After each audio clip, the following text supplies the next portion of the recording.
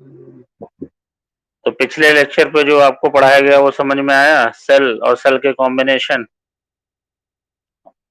और लास्ट में अभी असाइनमेंट आज 28 तारीख है, 30 तक जमा करना है। लोग जमा कर रहे हैं धीरे धीरे, जो जमा कर रहे हैं उनका मैं चेक भी कर दे रहा हूँ। तो जिनके चेक हो चुके हैं उनको कोई प्रॉब्लम तो नहीं नंबरों में? जहाँ नंबर दिया है, जहाँ नंबर कटा है वो उसी हिसाब से दिया गया है। तो आज पिछले टर्न पे जो कैमरा ठीक है, वीडियो सही आ रहा है आप लोगों के पास? वीडियो ठीक? हाँ, ब्लर है, कुछ लग रहा है कि आज उतना सही है, नेटवर्क है नहीं मेरे पास आज। चलिए देखते हैं दूसरे एंगल से।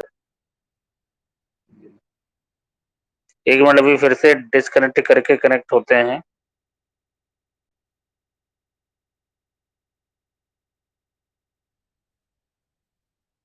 इसमें इंडिविजुअली नंबर सबसे ज्यादा मिलते हैं आप लोगों को, मतलब 8 नंबर का चैप्टर है। इस चैप्टर से हर साल क्वेश्चन आते हैं, हर साल। इस साल भी देखिए, अभी तो पेपर पैटर्न तय नहीं हो पाया है। जो भी पेपर पैटर्न तय होता है वो उस हिसाब से उनका नंबर इसमें जब भी तब भी ज्यादा ही रहेंगे इसके नंबर। इम्पोर्टेंट चैप्टर है ये। और देखिए लोग आ जा रहे हैं अभी भी। क्लास एक बार स्टार्ट हो जाए तो पढ़ा करिए। किरचॉफ लॉ की बात करते हैं तो पहले ये जानना चाहिए किरचॉफ लॉ है क्या, और सबसे पहले ये है क्यों बनाया गया। अब इससे पीछे टॉपिक्स में आपने कॉम्बिनेशन ऑफ रेजिस्टेंस पढ़ा, कॉम्बिनेशन ऑफ सेल पढ़ा। तो सर्किट को या किसी ब्रांच में कितनी करंट है, कितना वोल्टेज है, ये सब निकाला जा सकता है। लेकिन किरचॉफ लॉ जो है उसका सबसे बड़ा फायदा यही है कि कैसा भी सर्किट हो, चाहे जितने कंपोनेंट उसमें लगाए जाएं, हर एक ब्रांच में हर एक कंपोनेंट पर आप करंट और वोल्टेज की वैल्यू निकाल सकते हैं, चाहे जितना कॉम्प्लिकेटेड सर्किट हो। मतलब जहां आपको नॉर्मली ना समझ में आ रहा हो कि सीरीज है कि पैरेलल है या दोनों है या क्या करना चाहिए, वहां पे आप किरचॉफ लॉ अगर लगाएंगे तो आपके सारे आंसर मिलेंगे। तो पहला लिखिए इसका, किरचॉफ लॉ हेडिंग डाल के, it is used in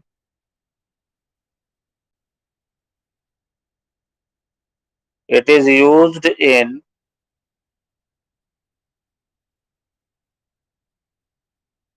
complicated circuits. It is used in complicated circuits to find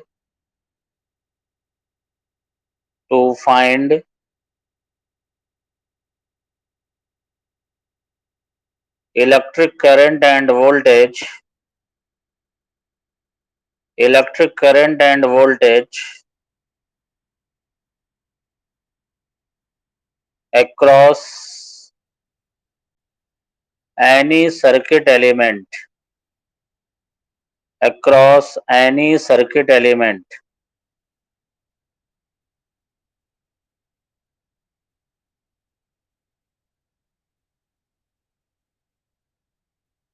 अब इसमें एक वर्ड बोला गया सर्किट एलिमेंट। ठीक है, सर्किट एलिमेंट में रेजिस्टेंस भी हो सकता है, कैपेसिटर भी हो सकता है, और आगे एक पढ़ाया जाएगा इंडक्टर भी हो सकता है, कई सारी चीजें हो सकती हैं। तो सर्किट एलिमेंट मतलब जो सर्किट में लगाया गया है। आप लोगों ने 10th में इलेक्ट्रिक सर्किट के बारे में तो पढ़ा तो जरूर होगा, क्योंकि करंट जब पढ़ी है तो इलेक्ट्रिक सर्किट है। आप में से कोई बताएगा कि व्हाट इज इलेक्ट्रिक सर्किट? बताइए कोई भी, बोलिए जिससे मेरी आवाज साफ सुनाई पड़ रही हो वो बताए।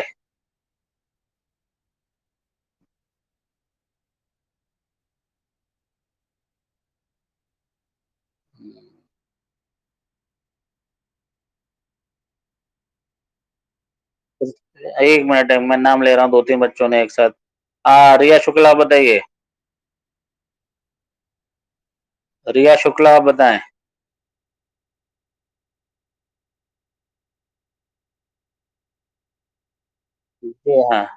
Very good. अब वहां सिर्फ सेल होता था और रेजिस्टेंस होता था। तो किरचॉफ लॉ पढ़ने से पहले कुछ टर्म जानने जरूरी हैं, कुछ नेटवर्क जानना जरूरी है। तो लिखिए जरा पहला डेफिनेशन। पहली डेफिनेशन लिखिए, इलेक्ट्रिक नेटवर्क। पहली डेफिनेशन लिखिए, electric network.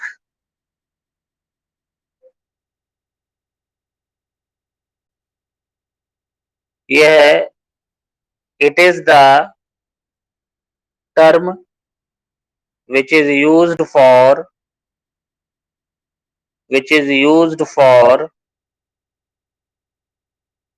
complicated systems of which is used for complicated system of electrical conductors.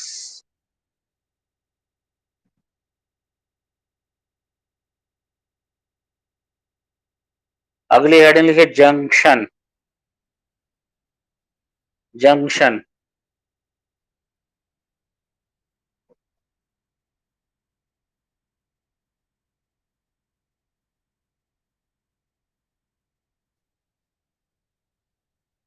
Junction लिखिए।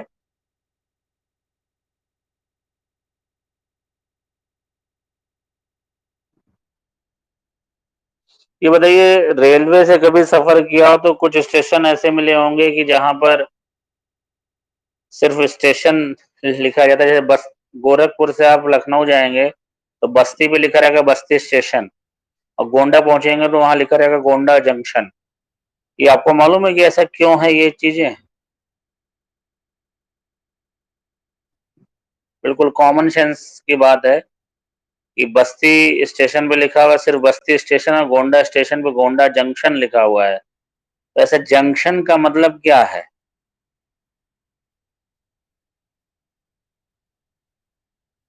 वो दो ब्रांच, दो तो हर जगह होगी, जैसे बस्ती स्टेशन पे है आपका एक एक रेलवे ट्रैक जा रहा है गोरखपुर को, एक रेलवे ट्रैक जा रहा है गोंडा को। तो दो से ज्यादा ही हो, ये कहिए तीन या तीन से ज्यादा जहां पर ट्रैक होते हैं उन स्टेशनों को कहते हैं जंक्शन। जैसे गोंडा जंक्शन है। अब गोंडा से तीन, देखिए तीन ट्रैक किधर जा रहे हैं, तीन या तीन से ज्यादा भी हो सकते हैं। मैं गोंडा को बता दे रहा हूँ, गोंडा में तीन ट्रैक, एक ट्रैक जा रहा है लखनऊ, एक ट्रैक बस्ती की ओर जा रहा है, और एक दूसरा जो तीसरा ट्रैक जा रहा है वो अयोध्या की ओर जा रहा है, मनिकापुर जंक्शन होते हुए जा रहा है। मनिकापुर भी जंक्शन है, गोंडा भी जंक्शन है। तो इस तरह के तमाम, तो जंक्शन हमारा अगली हेडिंग है, लिखिए जंक्शन। पहली हेडिंग थी नेटवर्क, दूसरी हेडिंग है junction. It is a point, it is a point in electrical network, it is a point in electrical network where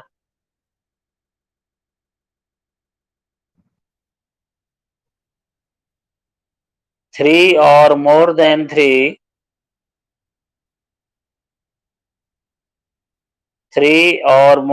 three conductors are joined together,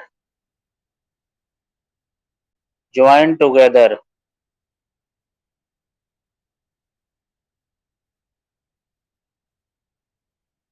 तीसरा जो टर्म है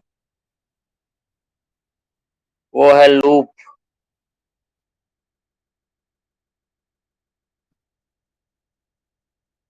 LOOP, loop, या इसी को बोला जाता है mesh, MESH।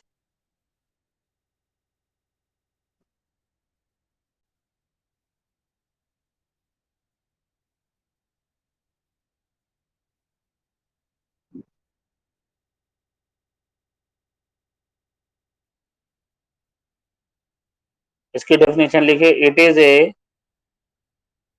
Is a closed conducting path in any electrical network, It is a closed conducting path in any electrical network.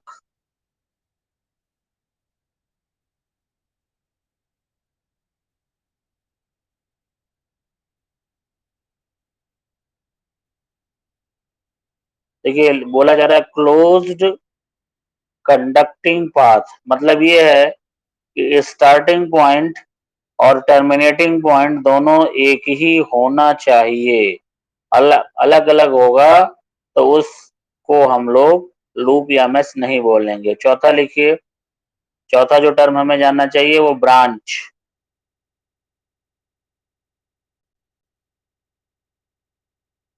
Branch, BRANCH, branch. It is the part of electrical network. It is the part of branch से starting से मतलब किस point से? Network से। तो junction बोला था, फिर लूप बोला है। अच्छा, लूप में तुमने क्या लिखा है फिर से बोलो। तुमने लूप में क्या लिखा हुआ है बताओ।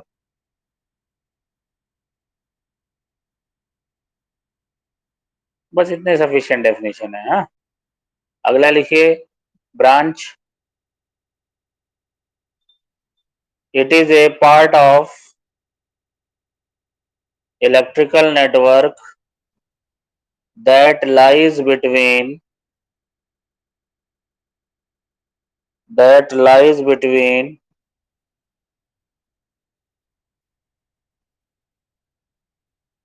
two junctions। तो किरचॉफ लॉ को पढ़ने के लिए चार टर्म जानने जरूरी हैं।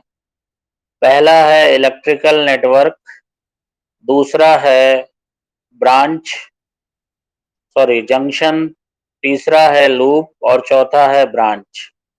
ये चार चीजें हैं। अब ये समृद्धि, अगर आपको मेरी आवाज सुनाई पड़ रही है तो आप जरा नेटवर्क की डेफिनेशन पढ़ें।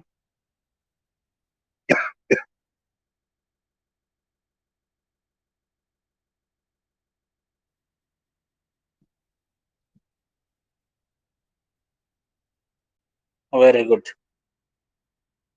रिया शुक्ला, आप जंक्शन की डेफिनेशन पढ़ें।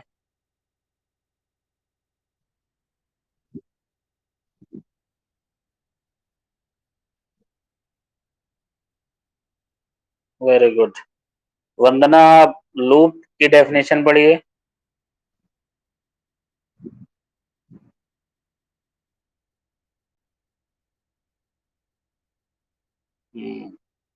ये आकृति पांडे, आप जरा ब्रांच की डेफिनेशन पढ़िए।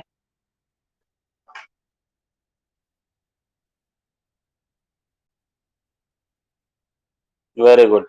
ये अब आपको मैं ये सारी चीजें फिगर से समझा दे रहा हूँ। ये देखिए, ये किताब है RSL अरोड़ा की। ये फिगर आप लोगों को दिखाई पड़ रहा है जिस पे समय मैं पॉइंट आउट कर रहा हूँ? यस और नो? हाँ, देखिए देखिए, एक मिनट। हाँ, चलिए चलिए, वेरी गुड। तो इसमें ये देखिए, ये एक बैटरी है सेल E1, ये दूसरी बैटरी है E2, ये रेजिस्टेंस R1 है, ये रेजिस्टेंस R2 है, ये रेजिस्टेंस R3 है।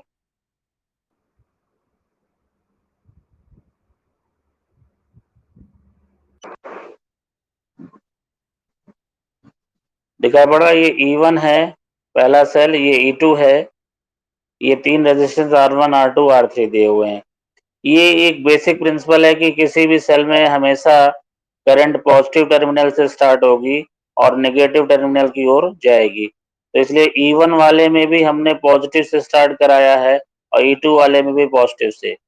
तो ये देखिए, ये पूरा इलेक्ट्रिकल नेटवर्क है जो आपको पहली डेफिनेशन बताई गई। This circuit is electrical network. क्यों इलेक्ट्रिकल नेटवर्क है? क्योंकि इसमें ये तीन कंडक्टर दिखाई पड़ रहे हैं आपको, R1 R2 R3, और ये दोनों सेल दिखाई पड़ रहे हैं। तो ये एक इलेक्ट्रिकल कंडक्टर्स का कॉम्बिनेशन है, इसलिए ये इलेक्ट्रिकल सर्किट है।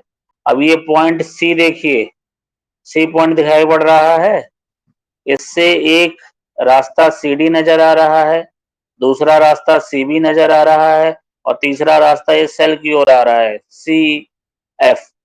तो ये एक जंक्शन हो गया। तो जंक्शन क्लियर हुआ। फिर आपको ऐसे ही एक जंक्शन इधर है, एफ है, ई है, मतलब जंक्शन तो पॉइंट होता है, स्पेशल टाइप ऑफ पॉइंट बोल सकते हैं। Junction is a special type of point in which minimum three conductors are connected. तीन से ज्यादा भी हो सकते हैं। फिर बोला था लूप, लूप मतलब ये है, ये देखिए ए बी सी एफ ए से स्टार्ट कर रहे हैं, ए बी सी एफ ए, इसी से स्टार्ट किया और उसी से पहुंचे हो गया लूप, या यही इसके लिए दूसरा वर्ड बताया है मेश। अब ब्रांच देखिए, ब्रांच ये है जंक्शन या पॉइंट भी वहां आप लोग कर सकते हैं, जो डेफिनेशन जंक्शन या पॉइंट, जंक्शन और पॉइंट लिख लीजिए। तो ये डी ई, इसके बीच में ये देख रहे हैं ये ब्रांच है, इधर सी एफ के बीच में ब्रांच है, ये ए बी के बीच में ब्रांच है। हाँ, अब अगर किसी को चारों डेफिनेशन या इस फिगर में कुछ अपने अपने क्वेश्चन हो तो पूछ सकते हैं। हाँ बताओ। नहीं, डी को हमने कहा जंक्शन कहा, सी को कहा है, सी और F. C and F are junctions, D and E are points. वो जो ब्रांच की डेफिनेशन बताई थी उसमें जो लिखवाया था जंक्शन, उसके आगे लिख लीजिए और point. Any more question from any student here? हाँ बोले। ए बी डी, हाँ हो सकता है लूप, बिल्कुल हो सकता है, कहीं एक लूप ये भी हो सकता है, F C D E F, ये भी हो सकता है एक लूप। बस आप इतना ध्यान दीजिए कि स्टार्टिंग पॉइंट और टर्मिनेटिंग पॉइंट दोनों सेम होने चाहिए। ठीक है, तो सबको क्लियर हो गया ये इतनी टर्मिनोलॉजी? अभी भी अगर किसी का कोई क्वेश्चन पूछ है तो वो मुझसे पूछ सकता है। अब देखिए सिग्नल कुछ सही हो रहा है। हाँ बताइए बच्चों। चलिए, ब्रांच मतलब ये होता है जंक्शन के बीच में या पॉइंट के बीच में जो रास्ता है वही ब्रांच है, सिंपल सीधा। क्लियर? क्लियर हो गया दिशा? अच्छा, अब लिखिए किरचॉफ्स लॉ, हेडिंग डालिए। पिछली बार एक वीडियो भी दिया था इसी टीचमेंट पर, यही टीचमेंट ऐप पर बहुत सारी चीजें पड़ी हुई हैं, अगर आप पढ़ोगे तो आपको बहुत बेहतर समझ में आएगा।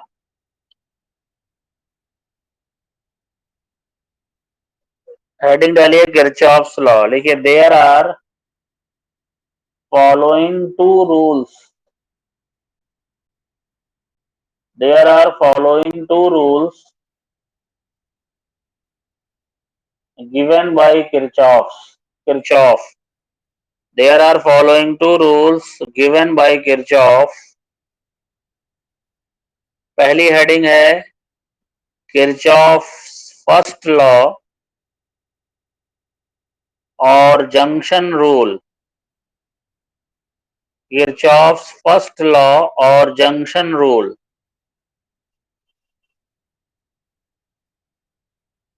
इसमें लिखिए इन any electrical circuit,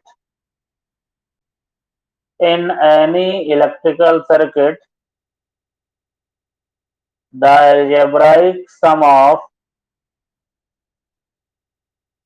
in any electrical circuit, the algebraic sum of current at any junction is zero.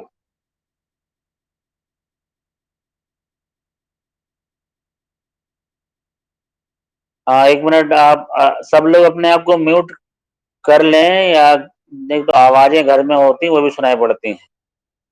तो सब लोग म्यूट करें, जब मैं जिसका नाम लूं वो अपने आप को अनम्यूट करे और बोले।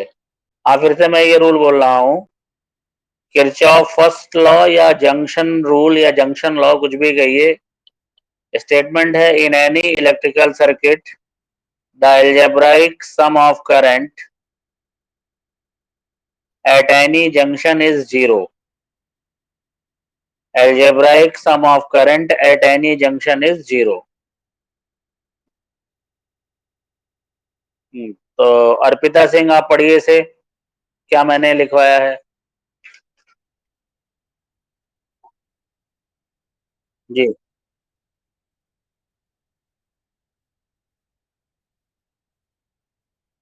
जी हाँ, वेरी गुड। अब इसे समझते हैं, सबसे आसान लॉ ये माना जाता है, लेकिन जब भी कोई चीज समझी ना जाए तब तक वो अच्छी नहीं है। ये देखिए, फिर आपको उसी फिगर आपके एस एल अरोड़ा के फिगर में है, ये पॉइंट देखिए, ये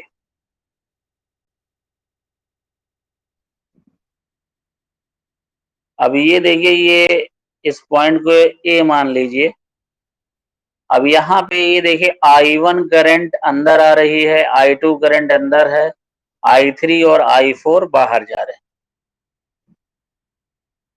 ठीक है, अब इन्होंने बोला है एल्जेब्राइक सम।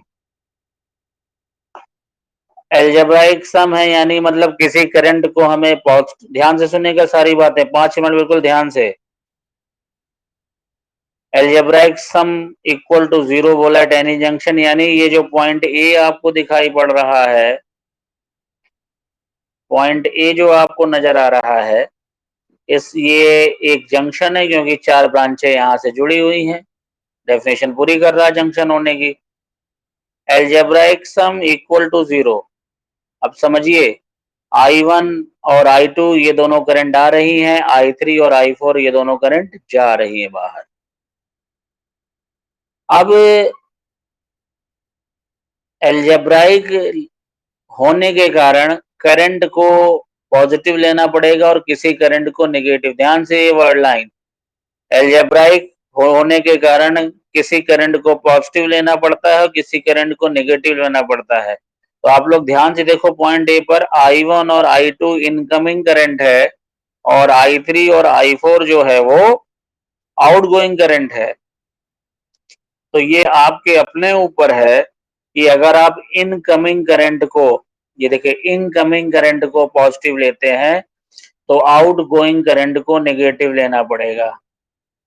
ध्यान सुनिए, अगर इनकमिंग करंट को पॉजिटिव लेते हैं तो आउटगोइंग करंट को नेगेटिव लेना पड़ेगा। उल्टा भी पॉसिबल है कि अगर आप इनकमिंग करंट को नेगेटिव लेंगे तो आउटगोइंग करंट को आपको पॉजिटिव लेना पड़ेगा।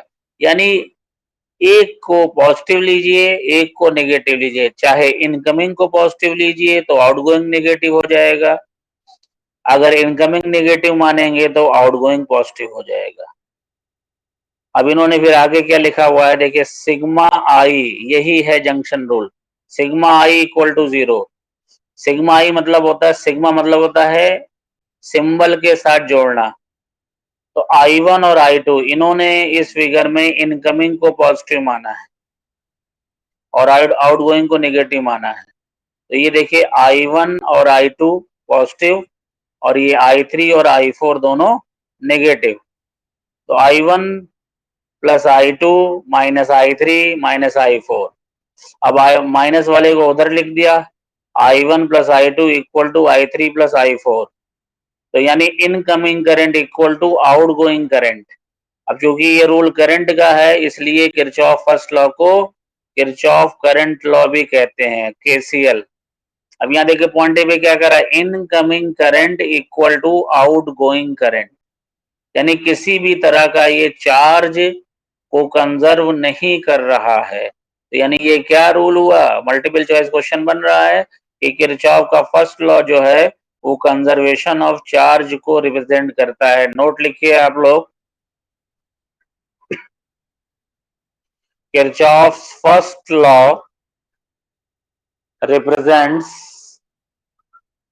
या equivalent to equivalent to conservation of charges. हाँ हाँ हाँ, एक मिनट बोल रहे हैं। किरचॉफ फर्स्ट लॉ या किरचॉफ करंट लॉ या Kirchhoff first law represents conservation of charge. Conservation of charge.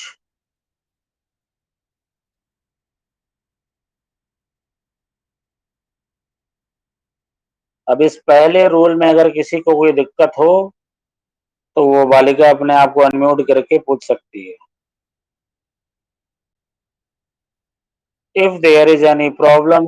हाँ बोलिए। सुन, 3 हो 4 हो, मेरी आवाज सुनाई पड़ रही है आपको? 3 हो 4 हो 5 हो 10 हो 50 हो 1000 हो, उससे मतलब नहीं है। आप ये देखिए कि आने वाली करंट कौन सी है और जाने वाली करंट कौन सी है। अगर आने वाली करंट को पॉजिटिव लेते हो तो जाने वाली नेगेटिव हो जाएगी, और अगर आने वाली को नेगेटिव मानते हो तो जाने वाली पॉजिटिव हो जाएगी। That's all.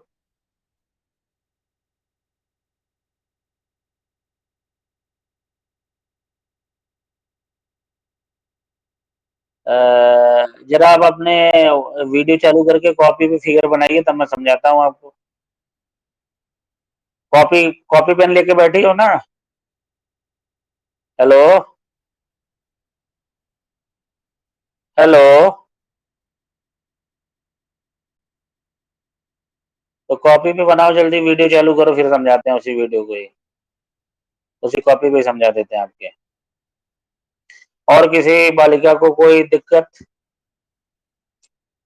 जल्दी बनाइए। हाँ मुझे दिखाई पड़ रहा है। और चलिए शुरू करिए बनाना आप, और नाम ABCD करके देते जाइएगा।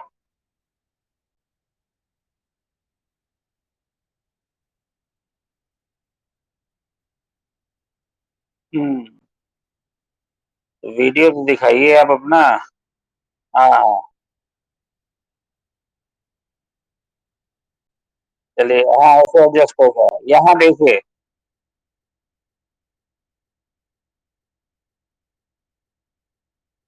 फिर से ट्राई करिए। कैमरा उसी के आप मेरी बात सुने, मेरी बात सुने, आप कैमरे से कॉपी को देखिए। आपको कॉपी दिखाई पड़ रही है तो सबको दिखाई पड़ेगी। नहीं दिखाई पड़ रही है, आपको ही नहीं नजर आ रहा है। आ, चलिए अच्छा, मैं आपका प्रॉब्लम समझ गया। चलिए मैं आपको दिखाते बनाता हूँ। देखिए, सब बच्चियां समझे। चलिए ये बैक कैमरा देखिए।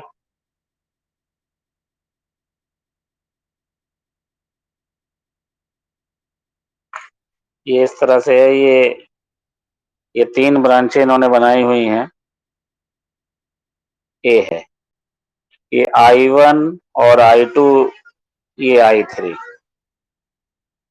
तो यहाँ देखिए आने वाली करंट कौन सी है? I1 और I2। और जाने वाली करंट कौन सी है? I3। तो अगर ये दोनों पॉजिटिव तो ये नेगेटिव, अगर ये दोनों नेगेटिव तो ये पॉजिटिव। किसी एक को पॉजिटिव मानना है, किसी एक को आपको नेगेटिव से सिग्मा I0 लिखा। देखिए अब मैं उल्टा मान रहा हूं, -I1 -I2 +I3 = 0। मैंने इनकमिंग को नेगेटिव माना है तो इसलिए -I1 और ये -I2 लिखा हुआ है। तो ये हो जाएगा इसे। अब ये I3 = I1 + I2। आने गया out going current equal to incoming current. हर कंडीशन में ये प्रूव होने जा रहा है। चाहे आप इसको 3 करंट लेके करोगे तो भी सही होगा, और 4 5 10 जितनी भी लोगे तो ये हमेशा सही होगा। देखिए, हाँ रिया, रिया गुप्ता, आपकी प्रॉब्लम दूर हो गई। हाँ, और किसी की कोई प्रॉब्लम हो तो पूछे। चलिए अच्छा, फिर दूसरा लिखिए। दूसरी हेडिंग है Kirchhoff second law. Kirchhoff second law. या इसे बोलते हैं लूप रूल, इसे बोलते हैं लूप रूल।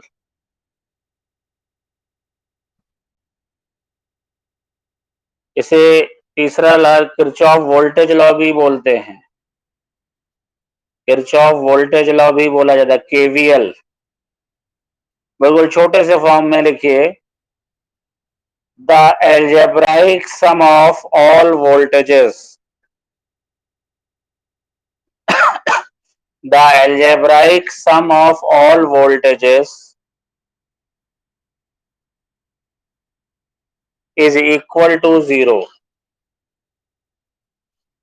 देखिए बहुत कुछ बालिकाएं परेशान हो रही होंगी, सर ने ये क्या बोल दिया, किताबों में कुछ और है, लेकिन शॉर्ट में याद करने के लिए सबसे सही यही है। फिर से मैं रिपीट कर रहा हूं, the algebraic sum of all voltages is 0।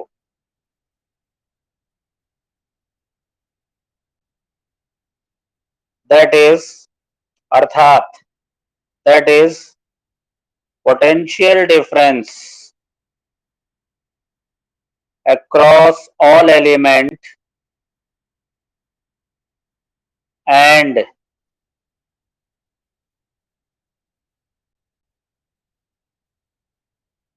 EMF of the cells, EMF of the cells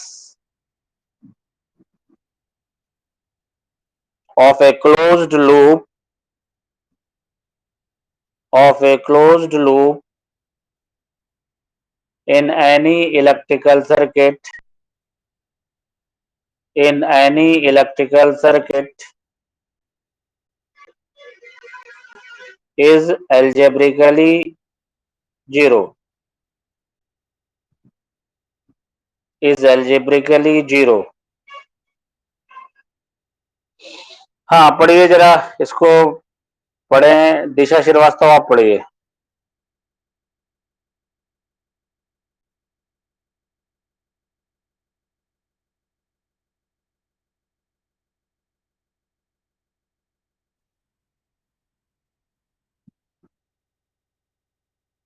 किसी बालिका को कोई दिक्कत इस स्टेटमेंट में? ध्यान से पढ़ें। अस्मिता त्रिपाठी आप क्लास में हैं आज? तो आपको कोई दिक्कत है इसमें? अच्छा, पल्लवी आपको? पल्लवी सिंह आप पढ़िए जरा एक बार, ये क्या लिखवाया किरचॉफ सेकंड लॉ।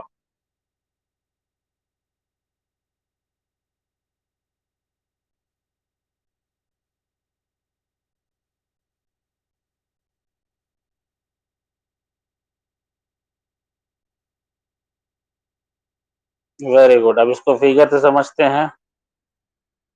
ये देखिए, sigma E plus sigma V equal to 0। इसको पहले लिखिए, sigma E plus sigma V equal to 0।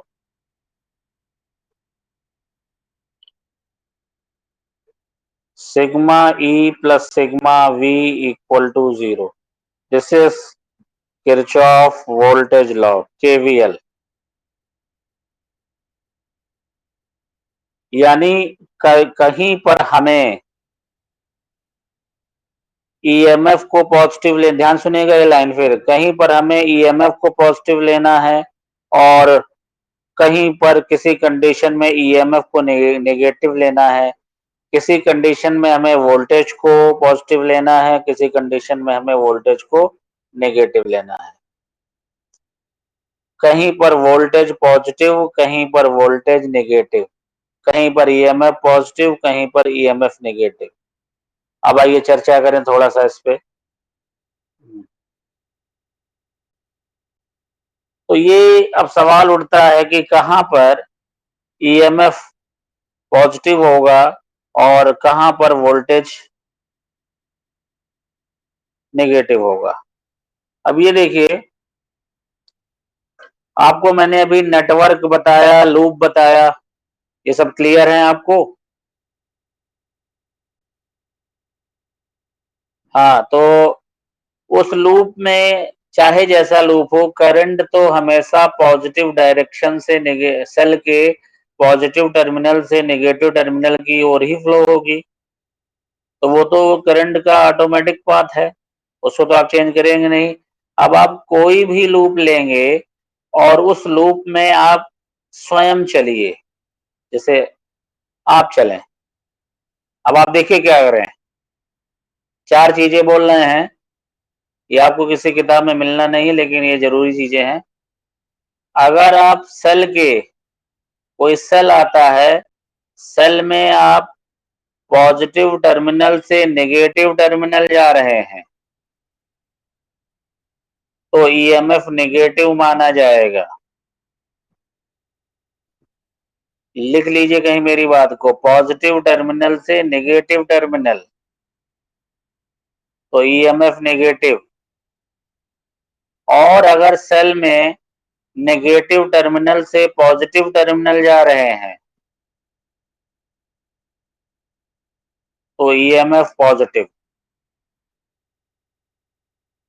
ध्यान दीजिएगा, पॉजिटिव से नेगेटिव जा रहे हैं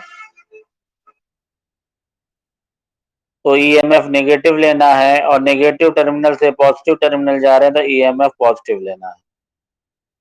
अब अगला पॉइंट है कि तमाम सारे कंडक्टर पढ़ेंगे। अगर आप कंडक्टर में करंट के साथ जा रहे हैं तो वोल्टेज नेगेटिव लेना है, अगर आप कंडक्टर में करंट के अपोजिट जा रहे हैं तो वोल्टेज पॉजिटिव लेना है। ये 4 फार्मूले हैं, ये बुक में नहीं है किसी भी। अगर आप कंडक्टर में, ध्यान से सुनिएगा, रिकॉर्डिंग भेजेंगे तो इसको नो हमेशा सेव करके रखिएगा, बार बार देखिएगा।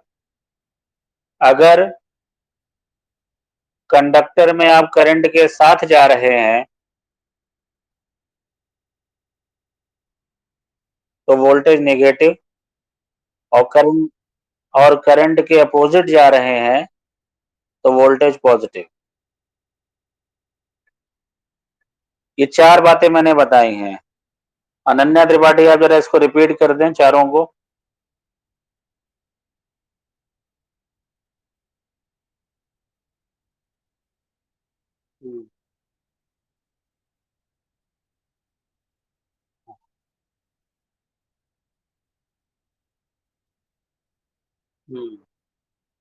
बहुत सही, वेरी गुड। और किसी बालिका ने, और कोई भी पढ़ दो भाई। अच्छा, ये कौन है, श्वेता पांडे, आप पढ़ दीजिए।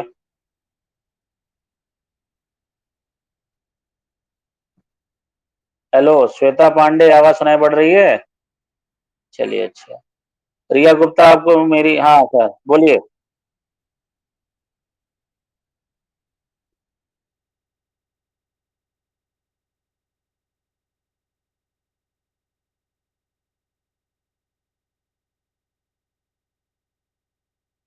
और बोलिए।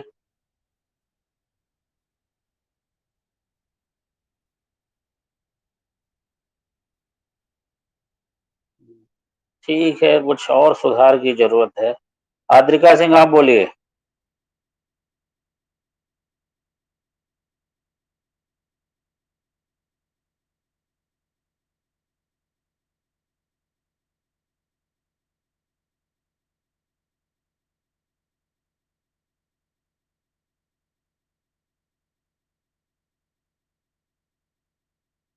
Very good. अब वही देखिए, एक फिगर आपको दिखा रहे हैं, उसमें समझा रहे हैं।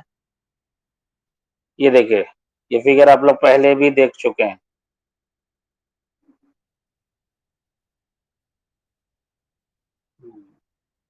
दिखाई पड़ रहा है आप लोगों को?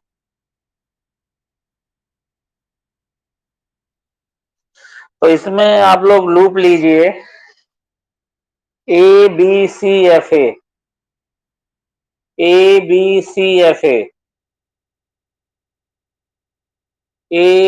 सी एफ ए लिया आप लोगों ने? ए बी, यानी ए बी सी एफ ए, नीचे वाला। बताइए किधर से चलना शुरू करें? आप पर है, ए से एफ जाएं कि ए से बी जाएं? ए से एफ, देखिए ए से एफ जा रहे हैं तो कुछ नहीं पड़ रहा है। अब E2 आया, हाँ या ना? तो नेगेटिव टर्मिनल से पॉजिटिव टर्मिनल पे जा रहे हैं ना,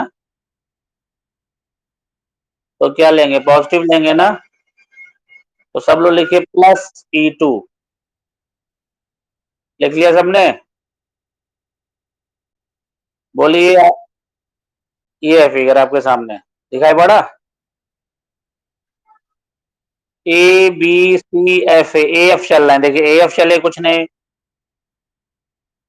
ये देखिए, ठीक है। अब इससे ज्यादा क्लोज क्या करें, किताबें फाड़ दें, दिखाई पड़ा? तो ए से एफ, ये देखिए ए से एफ चल रहे हैं, दिखाई पड़ रहा है? कोई एलिमेंट नहीं है, फिर इधर आ रहे हैं तो नेगेटिव टर्मिनल से पॉजिटिव टर्मिनल जा रहे हैं कि नहीं, देखिए नेगेटिव से पॉजिटिव जा रहे हैं कि नहीं, तो ये क्या होगा, लिखे +E2। अब इसमें देखिए करंट और हम साथ साथ जा रहे हैं कि नहीं है, तो क्या होगा, वोल्टेज नेगेटिव होगा ना, तो वोल्टेज क्या होगा, -I2R2, लिखिए -I2R2। अब ऐसे आए, सीबी में कुछ नहीं है। अब देखिए R1 में करंट के उल्टे जा रहे हैं कि नहीं, भाई करंट ऐसे जा रही है, हम कैसे जा रहे हैं, उल्टा जा रहे हैं कि नहीं, तो क्या होगा, +I1 आया, +I1R1, ठीक है।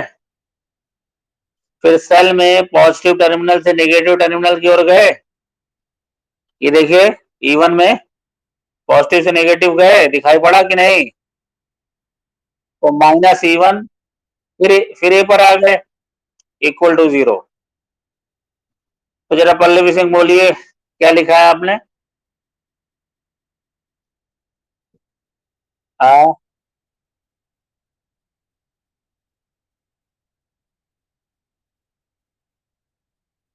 फिर से बोले, अस्मिता आप बोलिए। हाँ, हाँ, हाँ, -E1, हाँ। अब ये देखिए, ये क्वेश्चन सही है। अब आप, किसी के पास एसएल अरोड़ा है इस समय, किस किसके पास है, अनन्या त्रिपाठी आपके पास है ना? आप पेज नंबर 3.80 खोलिए, वो आपको दिखाई पड़ा, वही क्वेश्चन आ रहा है कि नहीं आ रहा है जो मैंने बताया है? तो एक रूल है जिसको आप लोग सीखे। हाँ, अब बताइए जरा। अब अच्छा अच्छा, फिगर आप, ऐसा लग रहा तो है नहीं, हाँ? फिर देखिए, मैं फिर दिखा रहा हूँ, ये ये है फिगर, दिखाई पड़ रहा है? हम ए से एफ चले थे ना, अब हम लोग क्या कर रहे हैं, नेगेटिव टर्मिनल से पॉजिटिव टर्मिनल जा रहे हैं ना बेटा, बोलो। तो नेगेटिव टर्मिनल से जब पॉजिटिव टर्मिनल जाएंगे तो ईएमएफ प्लस माना जाता है। यहाँ देखो इसमें पॉजिटिव से नेगेटिव जा रहे हैं तो E1 को माइनस ले लिया था। बताइए तो विधा। तो ठीक है, अब यहीं पर द एंड कर रहे हैं आज। इसको दोहराइए, बार बार इसको रिपीट करिए, जो पिछले बार मैंने वीडियो भेजा था उसको भी देखिए, बार बार समझिए, ये सबसे इंपॉर्टेंट है, इसका लग 100% इस पर क्वेश्चन रखा है बोर्ड में।